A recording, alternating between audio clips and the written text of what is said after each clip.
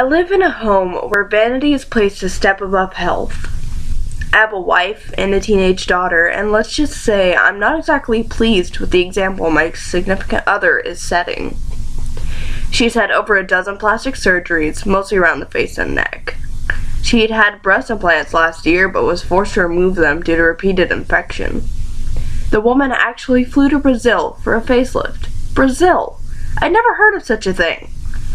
She's been pumped with so much Botox that her forehead is basically a pincushion at this point. Her hair is bleached once a week. She tends to sleep in her makeup. It's not a pretty sight. Now that our daughter has become a little heavier, my wife has become an even bigger pain in the ass. When she's not constantly suggesting workout schedules to the poor girl, she's replacing half of her meals with diet shakes and raw vegetables.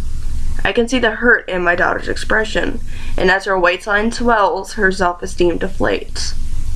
I'd watched enough talk shows to know that it was an eating disorder waiting to happen. I was in the process of repeating this to my wife yesterday over dinner with friends. This time, she had a new angle, however. "I'm telling you, that girl is hiding something," she said through clenched teeth.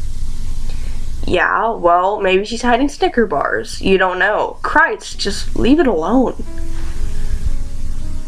With all the help I've given, she should be losing weight right now, and she's just been awfully quiet lately. Really not like her usual self.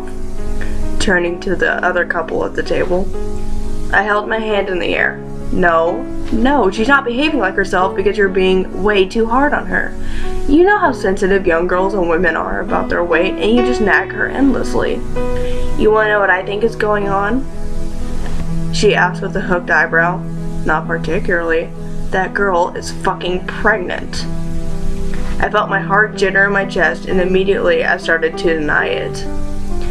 I thought about my daughter's slightly distended belly, and my mouth went dry. My wife's friend across the table changed subjects mercifully, but the night was effectively ruined. This morning, I took my daughter to the doctor. As she was being examined, I could only think of how her life might be destroyed, gone, and sucked dry by a child. I was just too young to be a grandfather.